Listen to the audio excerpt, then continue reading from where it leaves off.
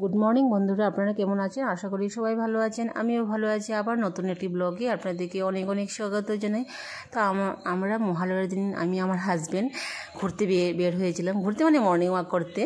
তো সব দিন আমি মিথ্যে কথা বলে লাভ নেই, আমি সব দিন বের হই না। মহালয়ার দিন সবাই বের হয়, সবাই যায়, তার জন্য আমারও ইচ্ছে হয় অল্প মানে মর্নিং ওয়াক করতে। তো যে সাইনবোর্ডটা দেখছেন ওটা হলো আমাদের ওখানে পরমানন্দ স্কুল, সিবিএসই স্কুল। তো ওটার রাস্তাটা আমাদের বাড়ির কাছেই রাস্তাটা। আর সময় রাস্তার মধ্যে হাঁটতে না বিশেষ মানে বহুত ভালোই লাগে। আমাদের ওখানে রাস্তাটা খুব আপ ডাউন। আর ওখানে মহালয়ার দিন আমাদের ওখানে ছেলেগুলি মানে সকাল সকাল বাইক নিয়ে বের হয়ে যায়।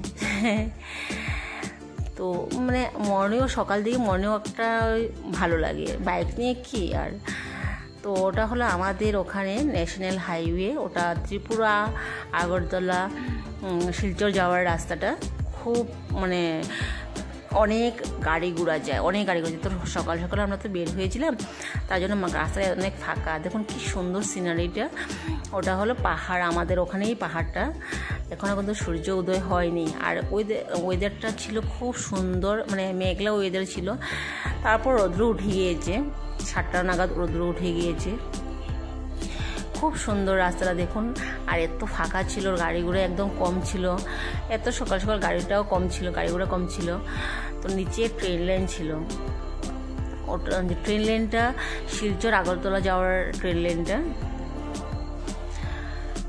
তো দেখুন রৌদ্রটা মোটামুটি উঠে গিয়েছে। তো এখন আমরা বাড়ি চলে যাব। প্রায় 5 কিলোমিটার হেঁটে এসেছি, অনেক দূর হেঁটে এসেছি। আমার কিন্তু অভ্যাস নেই হাঁটার। তো আমি মানে আমাদের ওখানে তো আপ ডাউন রাস্তা, তো আমি হাঁটতে পারি না।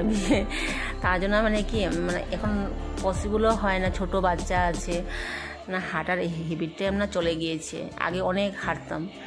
তো দেখুন ট্রেন লাইনটা নিচে, একদম নিচের ট্রেন লাইন। আর সিনারিটা দেখতে খুবই সুন্দর। তো আমরা সন্ধ্যার সময় বের হয়েছিলাম পূজার মার্কেটিং করতে। তো সবসময় আমরা ও দোকান থেকেই আমরা কেনাকাটা করি। আর ও দোকানে অনেক চয়েসেবল কাপড় চোপড় পাওয়া যায়, সব ধরনের আইটেম পাওয়া যায়, জেন্টস লেডিসের আইটেম, বাচ্চাদের আইটেম, সব ধরনের কাপড় পাওয়া যায়। তো আমরা মহালয়ার দিনে গিয়েছিলাম, সন্ধ্যার সময় গিয়েছিলাম। তো আমরা আমার ছেলেটা বায়না ধরেছে যে আমাদের সঙ্গে যাবে। তো অন্য সময় ওকে রেখে যায় ঘরে। তো বাবা বলতে ঠিক আছে চলো। তো আমরা ঘর থেকে বের হতে হতে অনেক লেটও হয়ে গিয়েছিল। আর ও দোকানে না খুব সুন্দর সুন্দর জিনিস মানে কাপড় পাওয়া যায়। তো আমার মা বলছে ইয়েলো কালার শাড়ি দেওয়ার জন্য। তো আমার মার ইয়েলো কালার খুব ফেভারিট। তো আমার মার জন্য আমি শাড়ি দেখিয়েছি। আর মেয়ে লোকের তো কাপড় দেখলে কি বলবো, অনেক কাপড় মানে ছানামাখা করে দেয়। এত কাপড় দেখে তো চয়েস হয় না। মেয়ে লোকের মানে ক্যারেক্টারটা নাকি ওরকমই, এত কাপড় দেখাচ্ছে না, মানে কি বলবো, অনেক কাপড় দেখাচ্ছে। আর ও দোকানে প্রচুর ভিড় হয়। আর রিজনেবল প্রাইস ওর দোকানে, এত মানে কস্ট রাখে না, দাম রাখে না। আর সুন্দর সুন্দর কাপড়ও পাওয়া যায়। দেখুন এত ভিড় দোকানটার মধ্যে।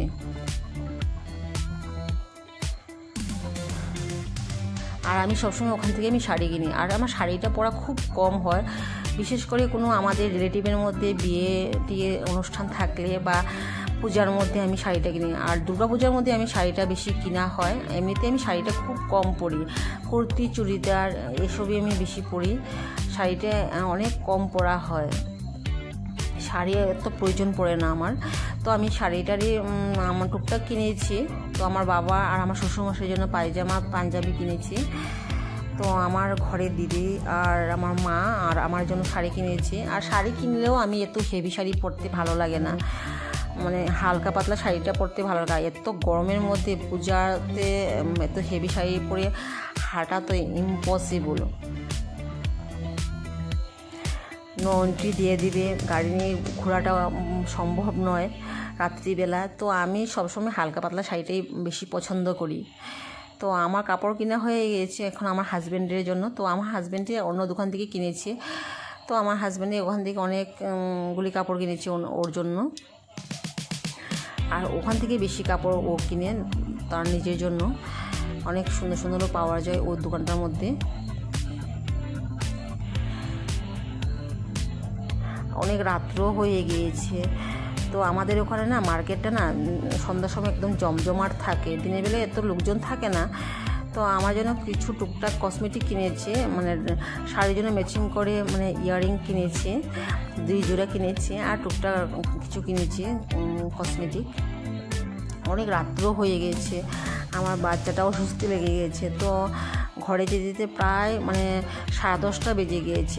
মেয়ে লোকের তো মার্কেটিং শেষ হয় না, আর আমাদের বাঙালির মধ্যে সবচেয়ে বড় ফেস্টিভ্যাল, আর যারা মেয়ে মানুষ তাদের তো মার্কেটিং আর শেষ হয় না। পূজার আগের দিন অবধি মানে মার্কেটিং চলতেই থাকে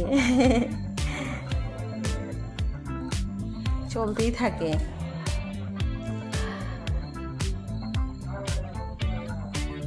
অনেক রাত্র হয়ে গিয়েছে, তো ক্ষুধাও পেয়ে গিয়েছিল। তো আমার বাচ্চাটাও মানে অস্বস্তি লাগছে, তো ও মানে কি বলছে চলো চলো ঘরে চলো। তো আমার ভিডিওটি যদি ভালো লাগে প্লিজ কমেন্ট করে জানাবেন, বা ভাববেন যে আমার ছেলের জন্য আমি মার্কেটিং করিনি, কিন্তু ছেলের জন্য মার্কেটিং অলরেডি করা হয়ে গিয়েছে অনেক দিন আগে।